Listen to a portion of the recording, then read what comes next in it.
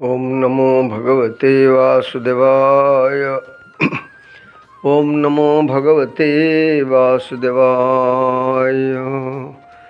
यं शैवः समुपासते शिव इति ब्रह्मेति वेदान्तिनो बौद्धा बुद्ध इति प्रमाणपटवः कर्तेति नैयायिकः अहर्नित्यर्थं जैन शासनरतः कर्मेति मीमांसकः स्वयं नो विदधातु वाञ्छितफलं त्रैलोक्यनाथ हरि। परमात्मा सच्चिदानंद घन विग्रह श्री कृष्ण भगवान कर चरणारविंदरे अनंत कोटि प्रणाम पूर्वक समस्त गीता परिषदर भाई भौणी मान को मोर सादर हरिओम। आज आम 10म अध्यायर 7म श्लोक उपरे आलोचना रखा। एतां विभूतिं योगं च मम जो वेत्ति तत्त्वतः सोऽविकम्पेन योगेन युज्यते नात्र संशयः। श्रीमद् भागवतर एक कथा से तत्व जानिले तुटे भ्रांति भव सागरु तरी जाती। परमात्मा को तत्वतः जदि जी जाने तार संसार भ्रांति तुटी जाए। भ्रांति कहले भ्रम, अर्थात दौड़ी रे सर्पर जो भ्रम तैयारी होईची से भ्रमटा तुटी जाए जदि दौड़ी की ठीक भाव में जानिला। तत्वतः परमात्मा को जानिले ये संसार रूपक भ्रांति आपे आपे तुटी जाए। सही कथा को भगवान ये 10म अध्यायर 4th 5म नंबर श्लोक रे भगवान तांकर ऐश्वर्य कथा वर्णना करला परे 6ठ श्लोक रे विभूति कथा वर्णना करी वर्तमान कहउचंती एतां विभूति योगम च। ये जो विभूति योग तुम पाखे कहली या जे तत्वतः मते जाने अर्थात मूल तत्व संगे जे जोड़ी हुए बहुत विभूति बा भगवान कर ऐश्वर्य विरोधाभास प्रतीति हेले मध्य जिमिति हीटर आ फ्रिज दीटा जाक विरोधाभास प्रतीति हेले मध्य गोटे गरम करिवो गोटे ठंडा करिवो। मात्र दीटा जाक भितर तत्व जो विद्युत अच्छी से विद्युत तत्व हूँ गोटे। तेणु परमात्मा ये विभिन्न प्रकार स्वरूप विद्यमान हेले सुधा एठी कहउचंती 7 ऋषि तापरे 14 मनु तापरे सनकादि चतुसनकादि इत्यादि ता संगे बुद्धि ज्ञान असम्मोह क्षमा सत्य दम सम सुख दुख उत्पत्ति विनाश भय अहिंसा संतोष तपो दान जस अपजस ये समस्त भितरे तत्वतः जी मते जाने अर्थात ये समस्त मो ठार उत्पत्ति होती एवं मो द्वारा परिचालित होती। यार मूल तत्व होची मु। भगवान बहुत योग कहिचंती, भक्ति योग कहिचंती, ज्ञान योग कहिचंती, कर्म योग कहिचंती, विभिन्न शास्त्र हठ योग इत्यादि बहुत समता योग इत्यादि बहुत कथा कहि सारला परे एठी नुआ योग गुटे कहउचंती स्वविकम्पेन योगेन अविकम्पन योग। कंपन कहिले जानिथिबे जदि पानी उपरे कंपन आसिला पानीटा थरिब अर्थात तार स्थिरता रहिबो नहीं। अविकम्प योग कहिले जोटे संपूर्ण भाव में स्थिर आसी थाए अर्थात मोठारे से संपूर्ण स्थिर होई जगतर समस्त दृश्यमान जगत एवं जहाँ किछि सृष्टि मो द्वारा हिची मोर ऐश्वर्य विभूति जहाँ सब तैयारी हिची ता भितरे तत्वतः मु ही स्थिर भाव में थाए। यह भावी मते जी जुज्यते अर्थात मते जी मोठारे युक्त हुए मोठारे जी उपासना करे जे मु होचे से समस्तंकर मूल तत्व ଏହା ଦୃଢ଼ ନିଶ୍ଚୟ କରିନିଏ ତାକୁ ଭଗବାନ ଅବିକମ୍ପ ଯୋଗ କହୁଛନ୍ତି। ଅର୍ଥାତ୍ ସେଠି ଅବିଚଳ ଭାବରେ ମାନେ ବିଚଳିତ ହୁଏ ନାହିଁ। ଆଜି ଭଗବାନଙ୍କୁ ମାନି ନେଇଯିବ, କାଲିକି ମାନିବ ନାହିଁ। ଆଜି ପୂଜା କରିବ, କାଲିକି ପୂଜା କରିବ ନାହିଁ। ଆଜି ଜପ କରିବ, କାଲିକି ଜପ କରିବ ନାହିଁ। ଆଜି ମାନି ନେଇଯିବ ସମସ୍ତଙ୍କର ଈଶ୍ୱର ପରମେଶ୍ୱର ତତ୍ତ୍ୱକୁ, କାଲିକି କହିବ ହଁ ମ ଏମିତି ଭଗବାନ ସବୁ ଜାଗାରେ କ'ଣ ଖାଲି ଅଛନ୍ତି, ଏମିତି ବି କହିବ। ଏମିତି ହେବ ନାହିଁ। ୟା ନା ଅବିକମ୍ପ ଯୋଗ ହୋଇପାରିବ ନାହିଁ। ତେଣୁ ଅବିକମ୍ପ ଯୋଗ କହିଲେ ଅବିଚଳ ଭାବରେ ନିଷ୍ଠାର ସହିତ ମୋ ପାଖରେ ଏ ତତ୍ତ୍ୱକୁ ଜାଣି ଯିଏ ସ୍ଥିର ଭାବରେ ମୋର ଉପାସନା କରିଥାଏ, ସେଇ ଏଠି ବ୍ୟକ୍ତିଗତ ଭାବରେ କୁହାଯାଇଛି। ଅର୍ଥାତ୍ ଏହା ସମସ୍ତେ କରିପାରିବେ ନାହିଁ। ଏଠି ଏକବଚନ ବ୍ୟବହାର କରାଯାଇଛି। ଅର୍ଥାତ୍ ମୋତେ ତତ୍ତ୍ୱତଃ କେହି କେହି ଜାଣନ୍ତି। ଅନ୍ୟତ୍ର ବର୍ଣ୍ଣନା କରିଛନ୍ତି ମୋତେ ସମସ୍ତେ ଜାଣିପାରନ୍ତି ନାହିଁ। ଏଭଳି ଭାବରେ ତତ୍ତ୍ୱତଃ ଏହି ଅବିକମ୍ପ ଯୋଗରେ ସ୍ଥିର ହୋଇ ମୋତେ ଜାଣନ୍ତି ଏବଂ ଉପାସନା କରନ୍ତି। ଜୟ ଜଗନ୍ନାଥ ସ୍ୱାମୀ କି ଜୟ।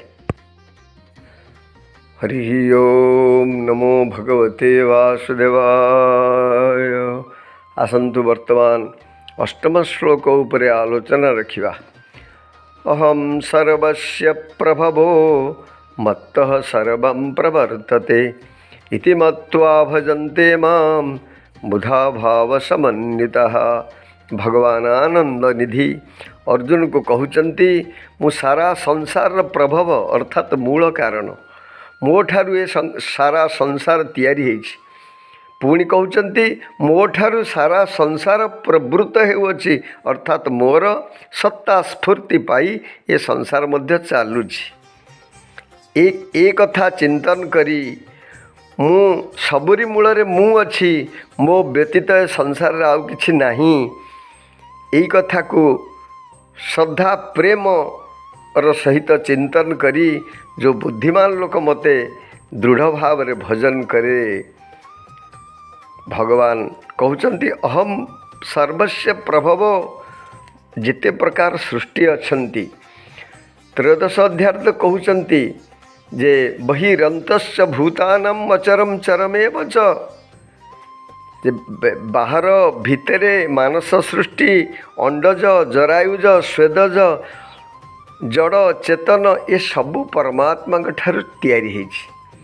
ପରମ ପିତା ପରମେଶ୍ୱର ତା'ର ମୂଳ କାରଣ, ନିମିତ୍ତ ଉପାଦାନ କାରଣ ମଧ୍ୟ। ଏଭଳି ଭାବରେ କହି ଭଗବାନ କହୁଛନ୍ତି ମତ୍ତଃ ସର୍ବଂ ପ୍ରବର୍ତ୍ତତେ।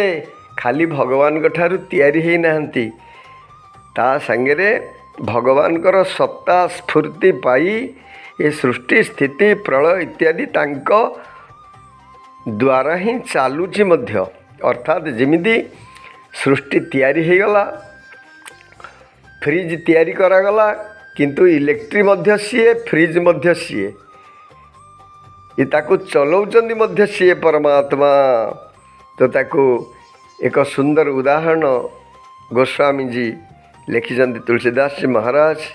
ବିଷୟ କରନ ସୁର ଜୀବ ସಮೇତା सकल एकते एक सचेता सब कर परम प्रकाशक जोई राम अनादि अवधपति सोई।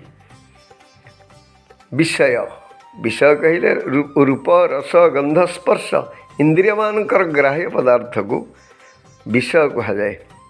तापर इंद्रिय मान को करण कहते, करण द्वारा एक क्रिया संपादन होता है।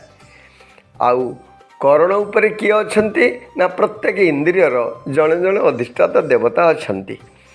ताको ऊपर को किए अछंती ना जीवात्मा।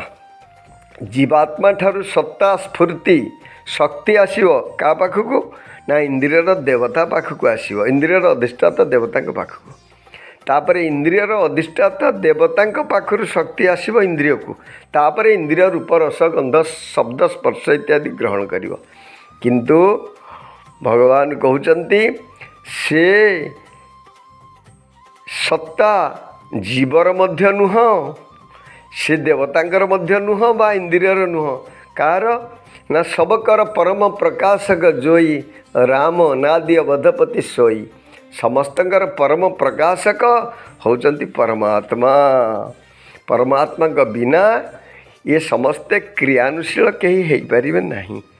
ଏଭଳି ଭାବରେ ମୋର ପ୍ରଭାବକୁ ଜାଣି जो बुद्धिमान लोक मते निष्ठार सहित भजन करे, श्रद्धा प्रेमर सहित मते भजन करे। भगवान गीतार मध्य से कथा कहउचंती, न जानिले जनक प्रभाव न जानिले तांको विषय जान बिनु न होई परतीति, बिनु परतीति होई नहीं प्रीति, प्रीति बिनु नहीं भक्ति दृढ़ाई, जिमि खगपति जल के चिकनाई। न जानिले जनक प्रभाव विषय न जानिले तांको प्रति आग्रह श्रद्धा विश्वास केमिति आसीबो।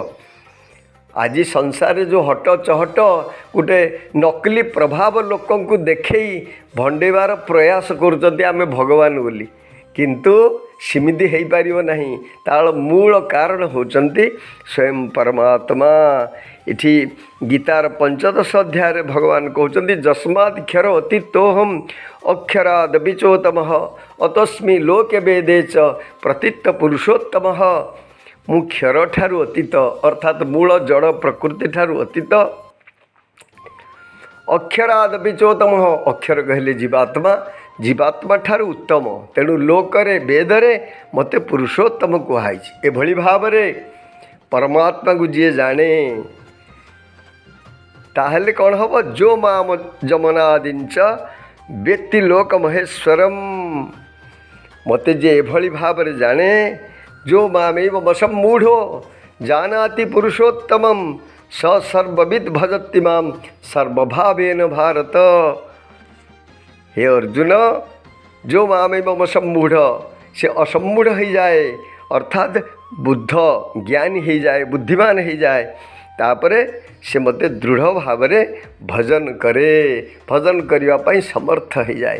तेणु भगवान को दृढ़ भावरे समर्थ भजन करने समर्थ हबार मूल कारण होचंती कौन ना भगवान कर प्रभाव विषय जानिबा। परवर्ती श्लोक रे भगवान आहुरी विस्तृत वर्णना करिवे। जय जगन्नाथ। ओम नमो भगवते वासुदेवाय, ओम नमो भगवते वासुदेवाय। आसंत वर्तमान सप्तम श्लोक पाठ रखिवा। एतां विभूतिं योगं च मम जो वेत्ति तत्त्वतः सोऽविकम्पेन योगेन युज्यते नात्र संशयः। एतां कहले ही विभूतिम अर्थात विभूति, योगम योग च एवं मम मोर जह जिए व्यक्ति कहले जाने तत्वतः वास्तव रे स से अविकम्पेन अर्थात स्थिर भाव रे योगेन योग रे युज्यते युक्त हो जाए ना नुहे अत्र एठारे संशय, संशय अर्थात संदेह। आउ थे पाठ रखिवा। एतां विभूतिं योगं च मम जो वेत्ति तत्त्वतः सोऽविकम्पेन योगेन युज्यते नात्र संशयः। श्लोकार्थ है मोर विभूति एवं योग को वास्तव रे जानिबा व्यक्ति स्थिर भाव रे योग अर्थात निश्चल ध्यान योग रे युक्त हो जाए, एथिरे किछि संदेह नहीं। जय जगन्नाथ स्वामी की जय।